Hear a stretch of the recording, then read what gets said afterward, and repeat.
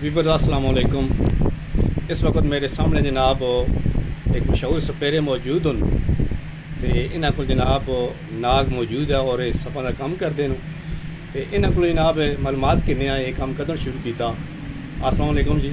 वालेकुम। सारे जो सपा का काम है बड़ा खतरनाक काम है, तुम कर रहे हो तो एक कदों शुरू किया ने?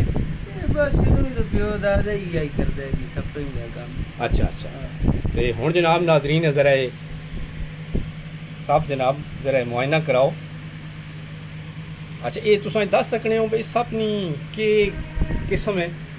एक किस्म है जी चूहे डड्डा खाण वाला सब मजदूरी पाई 10 रुपए बस कमाने बच्चों वास्ते। अच्छा हाँ अच्छा वो अच्छा, सही अच्छा यानी ये चूहे डडा खाने वाला है, खतरनाक सप नहीं है? नहीं खतरनाक अच्छा अच्छा अच्छा। तो इस तो इलावा खतरनाक सप भी थोड़े को मौजूद हो? जी नहीं खतरनाक नब्बे कभी नहीं। अच्छा अच्छा, यानी उन्हें तो डर लगता नहीं। चलो ठीक है नाजरीन, उम्मीद करना जनाब तुसां पोस्ट पसंद आई उसी।